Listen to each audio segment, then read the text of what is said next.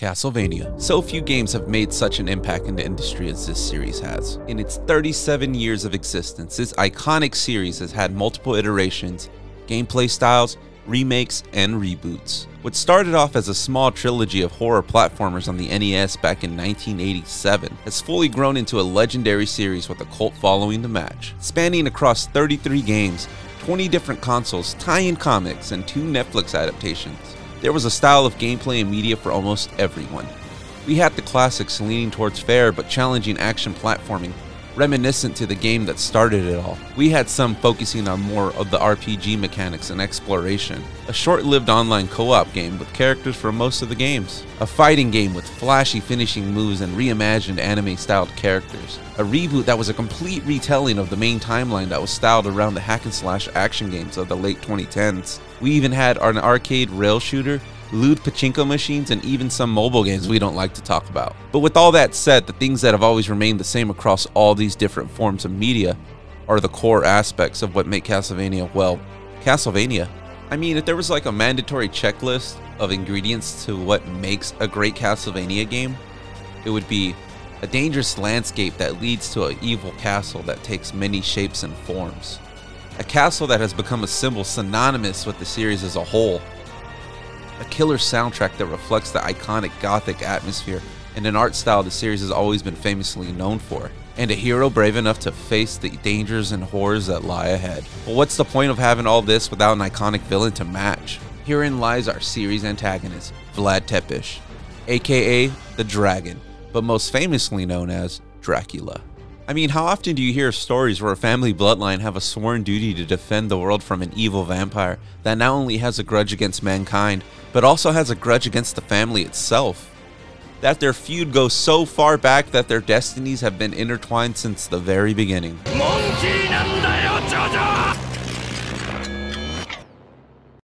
Okay. I couldn't help but make a JoJo reference, but you guys get where I'm going. This game in particular is a personal favorite of mine. A game that's about to turn 20 years old this month. We're going to talk about the game that started it all. Well, the timeline, that is. We're here to talk about Castlevania, Lament of Innocence.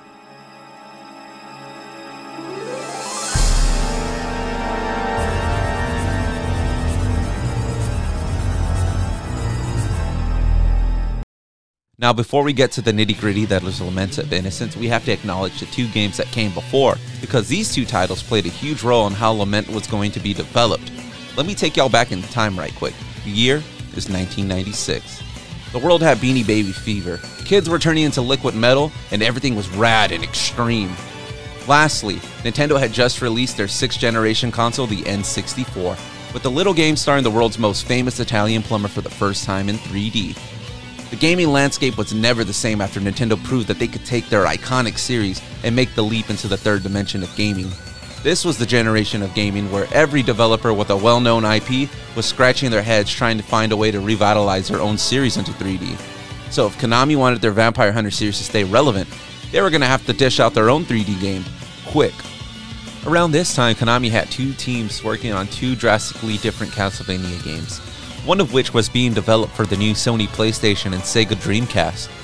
A game that was going to stay true to the 2D style but focus more on exploration in a non-linear setting with RPG elements sprinkled in. A game that was considered a commercial failure upon launch but is now aged like fine wine. Castlevania Symphony of the Night. The game the series is best known for, helping coin the phrase Metroidvania, a name for a subgenre that has inspired countless amounts of games from big-time publishers to small indie developers. Now, if you've never played Symphony of the Night, please do yourself the favor, play it. You will not be disappointed. Now, while Symphony had garnered much love and appreciation over the years, cementing itself as not only the best in the series, but also as one of the best games of all time, this next game, not so much. Herein lies Konami's first attempt at not only their first 3D Castlevania game, but their first N64 game, Castlevania, but most commonly known as Castlevania 64.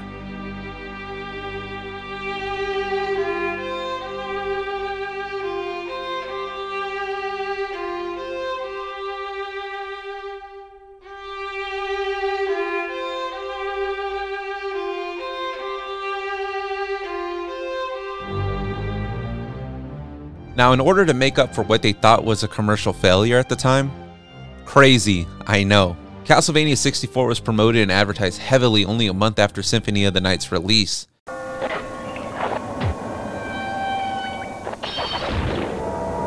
Killer outfit. Too bad the nightlife sucks. Dracula returns to Castlevania on Nintendo 64 from Konami. While the game was promised to release Christmas that year, it had a very long development cycle, not released until 1999. By that time, most publishers had worked out all the kinks and annoyances that came with the first wave of 3D games. So when the time came to play the much anticipated first 3D Castlevania game, it was somewhat of a letdown. Common complaints were the terrible camera angles, stiff controls, and janky platforming. We were also missing features and content that was promised that would later be released as Castlevania 64 Legacy of Darkness, a separate game. Even with all that, the game still sold well, but it still didn't meet Konami's expectations. As the years have gone by, public opinion on this game has shifted back and forth. Depending on who you ask, the game either didn't age well or it's finally getting the recognition it rightfully deserves. This is the second most hated Castlevania game after Simon's Quest on the NES, due to the Angry Video Game Nerd's review on both games, which are awesome by the way. Please check those out when you get a chance, but let's be real for a second. The things that Konami were able to accomplish with the N64's limited hardware are an achievement in itself. You can now find tons of content of people explaining and proving why this is a heavily misunderstood game. Whether it's true or not, well, I'll let you be the judge of that. Now, after releasing 3 more financial and critically acclaimed Metroidvania-styled games on the Game Boy Advance, Konami was confident enough to make another attempt at a 3D Castlevania, this time being led by a man responsible for the creation of some of the best games in the series, the Godfather himself, Koji Igarashi. Iga had already proved his skills and expertise with 4 successful Castlevanias under his name, so much so that Konami trusted him enough to make the new 3D game. The downside was he was going to have a much smaller budget than he expected, especially given the fact that the first 3D attempt didn't do so well according to Konami. Koji was going to have to succeed where Castlevania 64 failed. He was going to have to prove that an Igavania game could work in 3D. By this time, we already had 20 games in the series, and like most series that have a long and sometimes confusing narrative, it only makes sense for all of these games to be released out of order. I'm looking at you, Kingdom Hearts. Since the previous release title, Aria of Sorrow, was the last game in the main timeline until Dawn of Sorrow took its place, it only made sense to start at the beginning of the timeline next. This was Iga's chance to reinvent what a 3D Castlevania was. Igarashi wanted to have a clear and defining point by starting at the very beginning of the timeline. This was all a part of his perfect plan for success. He already proved that he could innovate the 2D Castlevania formula. So in the end, what we got was kind of a mixed bag. While Lament had succeeded where the other games failed, there were some things that just didn't translate well to 3D. One of which is the castle. Now don't get me wrong, the design and atmosphere were on a whole nother level. I still remember my first time playing this game. Seeing that opening cutscene of Leon walking into the castle as the drawbridge dropped, it reminded me of my first time playing Castlevania Bloodlines and just feeling that ominous presence of evil through my TV.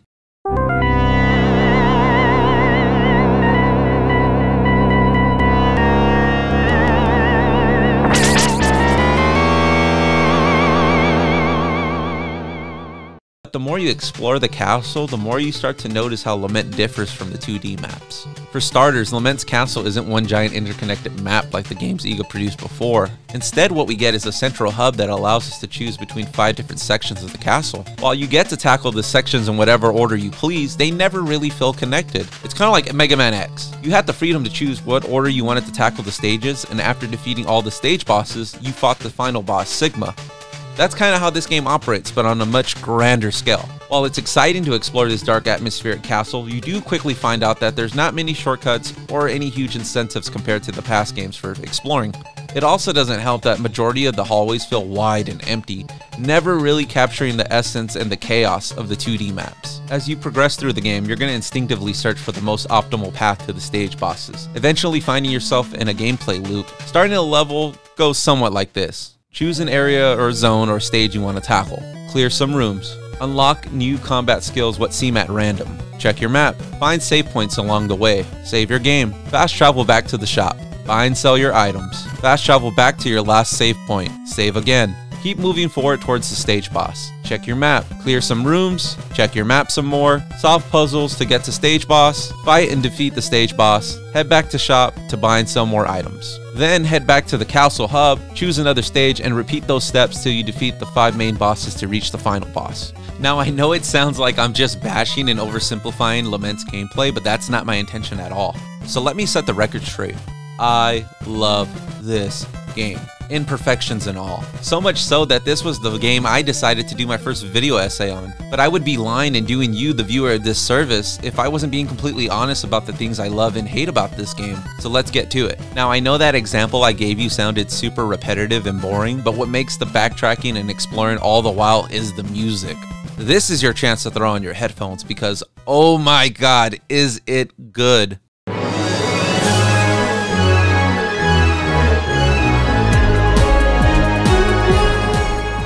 See what I'm saying? The music in this game is on a whole nother level. Gone were the days of trying to work with the Game Boy Advance's limited cartridge space. This time we were back on a home console with way more disc space, allowing Yamane, the series' go-to composer, to really experiment with different sounds and samples and instruments. While Symphony of the Night set the bar for best OST, I would say that Lament pushed the bar even higher. According to Igarashi, Yamane only had to include 2 older songs from the series. Aside from that, she was given full creative freedom with the OST, and it shows. Upon entering the castle for the first time, we are given a melancholic, atmospheric opera, almost like there was an unknown, unseen siren somewhere putting us in a trance-like state with her voice and luring us to our doom.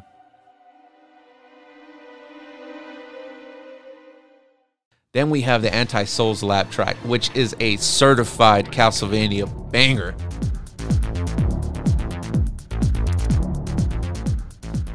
It feels like at any moment I'm gonna walk into a secret room filled with vampires covered in blood dancing like the opening scene from Blade.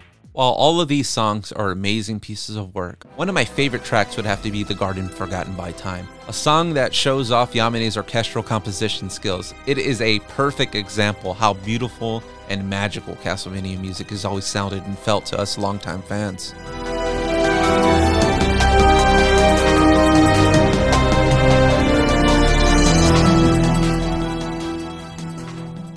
This was Castlevania music on steroids. Now when it comes to whip combat, I kind of have a love-hate relationship with it. I can see what the devs were trying to accomplish by removing the XP and leveling system introduced in Symphony of the Night. By adding dodges, real-time menus, parries, and combos, we were able to focus more on the whip combat, but it's never as satisfying as any of the other hack-and-slash games of the early 2000s. The reason I bring it up is because while all these games had somewhat similar combat, Igarashi had the benefit of picking and choosing the things he liked and disliked from all the 3D games that came before. There are so many things this game does well when it comes to combat, but there are things that just keep it from being great, one of which is the lack of a skill system. There's never any real clear indicator on how you progress or learn new whip attacks in this game. A good example of a game that handled that skill progression well was Devil May Cry, which released 2 years before.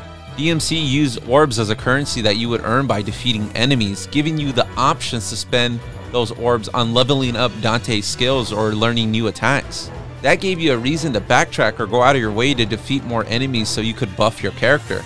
In Lament of Innocence, you'll just be slaying monsters until you get a random screen prompt basically telling you, hey, you've unlocked some sort of new move, most of which are just whip combo extenders, so you get to go from pressing square 4 times to being able to press square 5 times. All jokes aside, giving the player the option to choose what skills and moves they want to unlock would have improved the combat drastically. The lack of a lock-on feature doesn't help that much either. Here's a prime example. Let's say you find yourself in a hallway filled with enemies, which happens a lot by the way, and you need to take out a specific enemy who's off-screen spamming projectiles at you. You have no way of targeting and seeing that specific monster in the ambush. Trying to get around doesn't help given the camera moves with you with no control or way to position it to your benefit. So at this point, you're kinda at the mercy of the camera and your whip animation, hoping it lands a hit on the creature you're trying to target and not the one closest to Leon. Not only that, if you miss, you have to wait for the entire animation to end, which some of these combos are pretty long.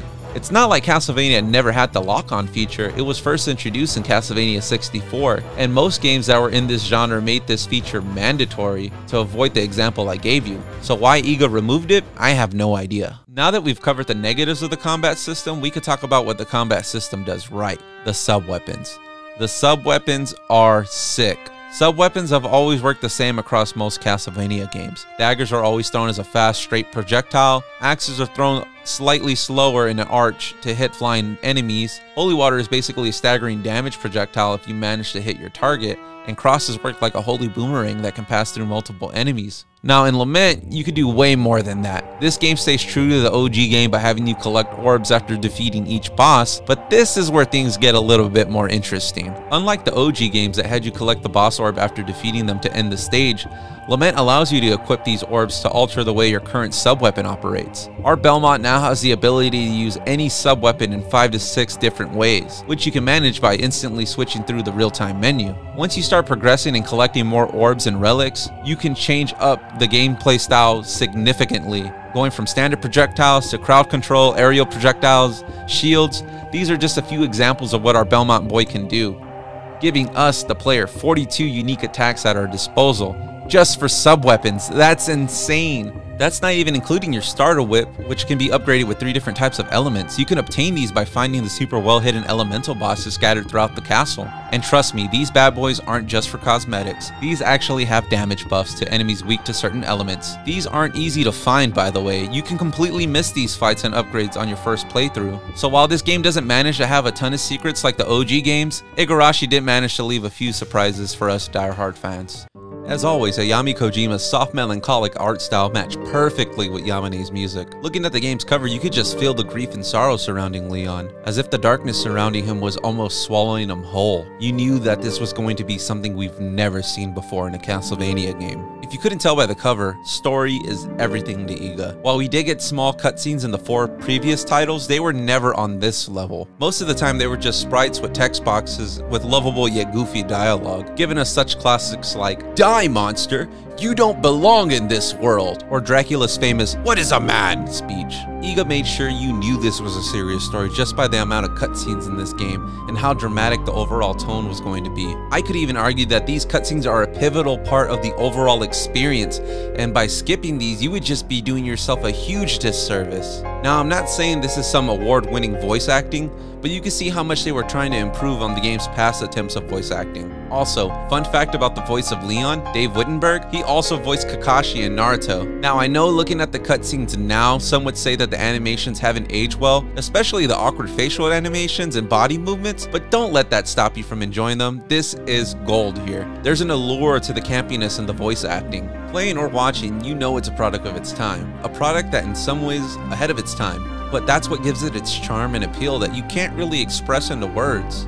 So now we could talk about my absolute favorite thing about this game, and that is the plot. As I mentioned earlier in the video, the previous title, Aria of Sorrow, tells us the story about the end of Dracula, and as far as we know it, the end of the Belmont-Dracula conflict. So in a poetic kind of way, Lament was going to tell us how it all began. We were finally going to see how the Belmonts became humanity's protector.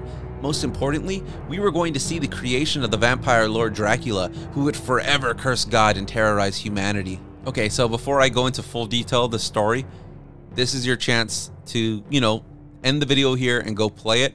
I wanted to save the full story for the end, just, in case you still want to experience the magic that is this game. So this is your chance, warning you now. The game starts off with the text prologue, telling us the backstory of Leon and his old pal Matthias. Matthias learns of his wife's sudden death and basically shuts down and stops fighting altogether. Eventually, Leon gets told by Matthias a vampire named Walter Bernhardt is holding his fiancée, Sarah, hostage in his castle. After accepting the fact the church won't help him, Leon goes after the vampire Walter alone. Upon reaching the council grounds, Leon meets a man named Ronaldo Gandolfi, an alchemist who resides in a cabin in the forest outside Walter's castle. Ronaldo then gifts Leon a whip, informing him that he has to defeat Walter's 5 guardians to reach Sarah. After defeating one of Walter's guardians, a vampire named Joachim, he mentions to Leon that something about an ebony and crimson stone can produce darkness. Upon returning to the cabin, Leon informs Ronaldo of what happened. He then tells Leon that the crimson stone can convert the souls of vampires to power for its wielder. After defeating all 5 guardians, Leon tries to attack Walter, quickly learning his whip cannot hurt the vampire. In a dashing escape, he takes Sarah back to Ronaldo's cabin, only to find out that in a cruel twist of fate, Walter had bitten Sarah, and she is now slowly turning into a vampire herself.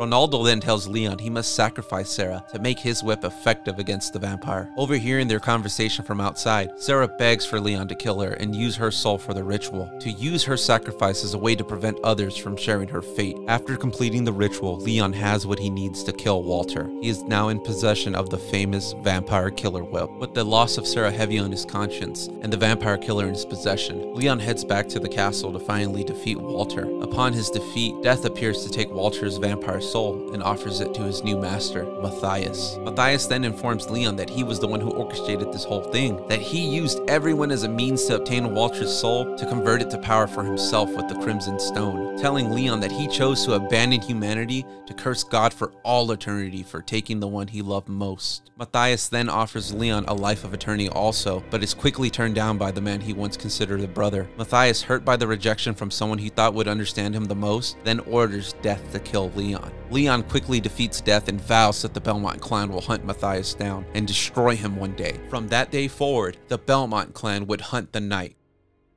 And that is it. Thank you for watching this. We made it to the end of the video and it's finally over. You guys have no idea how relieved I am. I've always wanted to do something like this. I've always been scared to do it, but now to actually be at the end of the whole process, it feels great.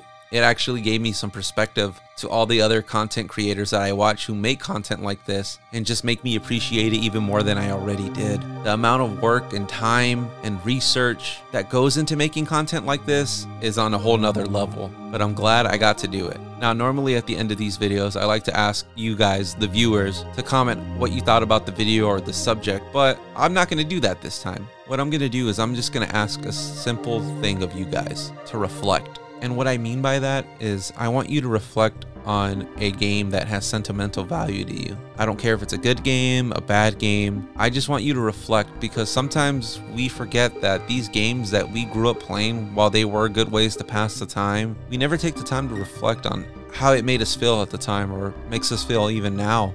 But yeah, guys, that's all I'm gonna ask of you. Now, if you end up liking and commenting on this video, don't get me wrong, it's not gonna go unappreciated. I value every single comment I get, whether it's good or bad. But I made this video not with the intention of, building the channel, but just to prove something to myself. That's something I've always wanted to try, that I was afraid to, that I could do it if I really put the effort into it. Whether it came out good or bad, this was something that I took the time to make. And at the end of the day, this is my video, my creation. And if someone like me who's super self-conscious about everything he does, whether it's creating something for the internet or just being out and about in public, what's stopping you? And I don't mean that in a bad way. I mean that if I can do it, someone who always doubts every single thing he does in life, then I believe you can do it too. And if no one's told you that, then I'm gonna be the one to tell you guys. Make the content you want to see. Make the content you want to watch. Don't make something for others. Make it for yourself.